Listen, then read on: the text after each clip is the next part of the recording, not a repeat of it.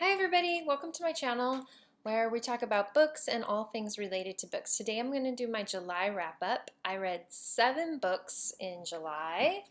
Here they are. Well, actually 6 books and 1 audiobook, but I'm going to go through each of them. So the first book I read was Wonder by RJ Palacio. This is a middle grades book, so it's pretty long. It's almost 400 pages, but it has pretty large print.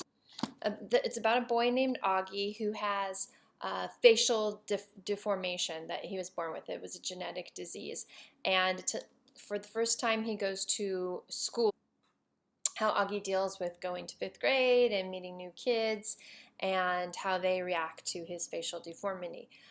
It's a really interesting book because not only does it tell Ahdieh's point of view, but different chapters tell the point of view from his family members and from the other kids at school, and you really get a perspective into what it's like to be different and how the people around you feel when somebody's different. I think it's a really good book for middle grades, especially if there's bullying involved with people who are different, and in teaching kids to feel empathetic. It definitely tugs at your heartstrings and you fall in love with Ahdieh by the end of the book. So I highly recommend that. I think I give it 4 out of 5 stars. The next book I read was The Wrath and the Dawn by Renee Ahdieh. And this has been all over BookTube. So I was really excited to read it, and it did not let me down. It is a retelling of 1001 Nights, the story of Scheherazade. So this is gets its inspiration from that. So Scheherazade is the main character as well, and she volunteers to become the wife of the boy king who murders his wife every morning. So every night he gets a new wife, and then in the morning she's murdered. So Scheherazade volunteers to become that wife, and then the story kind of takes off from there. But things aren't quite as they seem, and by the end of the book, you maybe will see things in a different light.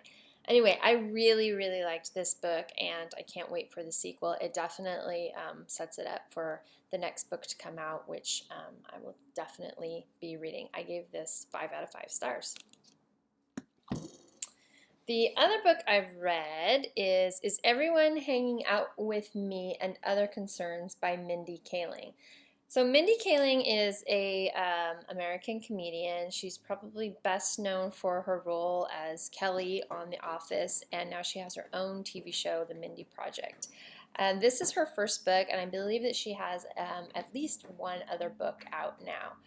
This was actually a lot more than what I expected. I thought that it was going to be funny because she's a comedian, which it definitely was. But there was a lot more to it than that. It's the story of her life and her childhood and how she got to the position she's in. And I thought that that was really inspirational.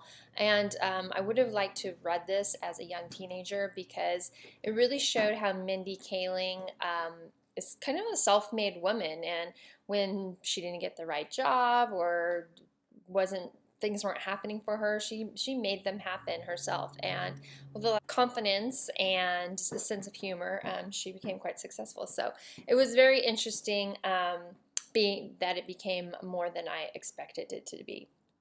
So it was pretty entertaining, and I think I gave it 4 out of 5 stars.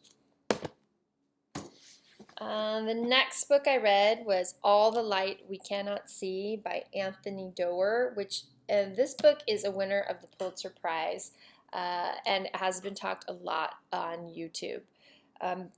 I loved this book, but it took me maybe like 100 pages in to really get into it to the point where I couldn't put it down. So it's the story of 2 young people during World War II. One is a German soldier, and one is a French girl who she happens to be blind.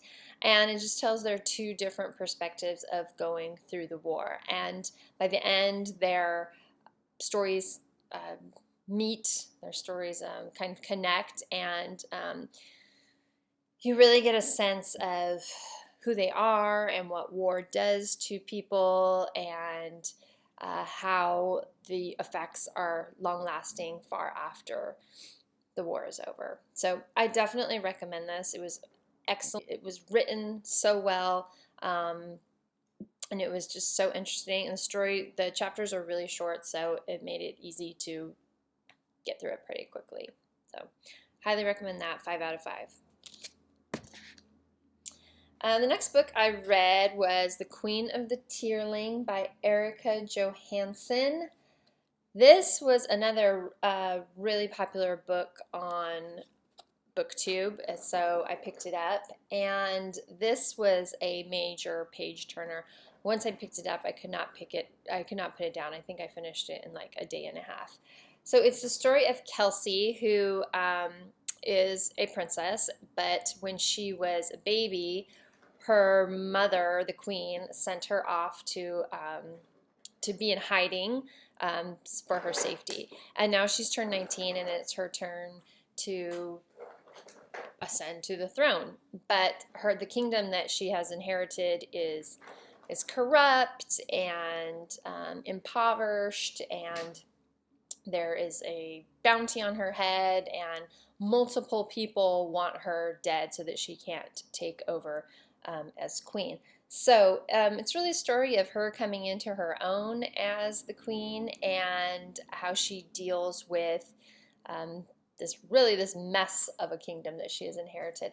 And I really liked the character of Kelsey.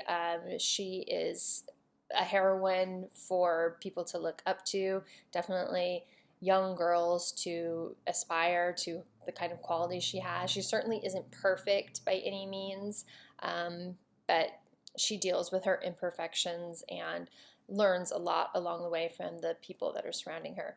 This is also part of at least a trilogy, and the second book is also out, so I will be getting that very soon because I really, really liked this one. This I also gave 5 out of 5 stars. And the last book I read, actually on the pages this month, was The Wicked and the Divine. This is a graphic novel. Okay, it has some really beautiful pictures, so I would give it a couple extra stars for the artwork. But I really did not enjoy this book at all. It was just very confusing from the very beginning. I didn't know exactly what was going on. They were referring to people and situations without having any explanation of who they were.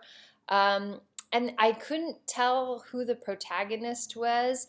The main characters weren't particularly likable. I think actually the devil, Lucifer, is like the main character, and I suppose we were supposed to have some sort of emotional connection with that character, but I just couldn't. So I don't think that I will be reading any more of this series. And then the last book I read, I actually listened to an audiobook, was Sherlock Holmes' Valley of Fear. And I had listened to the other Sherlock Holmes novels previously in several years past, and many of the short stories as well. So I wanted to kind of complete at least the novels by listening to The Valley of Fear. And I actually really enjoyed it. It is the story of a murder, and Sherlock Holmes is trying to solve the murder, and you go back into the history of the victim, and it involves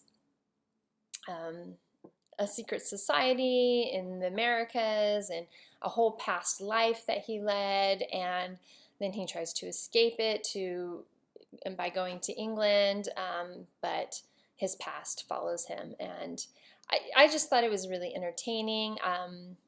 It was traditional Sherlock Holmes with twists and turns, and I thought the twist was a little bit more interesting than maybe some of the other stories where you can kind of figure it out in advance, and I didn't really see this one coming, so I really liked that. and I would give that 5 out of 5 stars for sure. Pretty much all Sherlock Holmes I would give 5 out of 5 stars. Oh, back to The Wicked and the Divine. I think I gave it 3 out of 5 stars, and mainly that was because the artwork was really good. So that is my July wrap-up, and I will be doing the booktubeathon, readathon, over the next week, so I'll probably be putting up a video of what books I'm going to read for that fairly soon. And until then, back to the pages. Thanks for watching. I'll see you next time.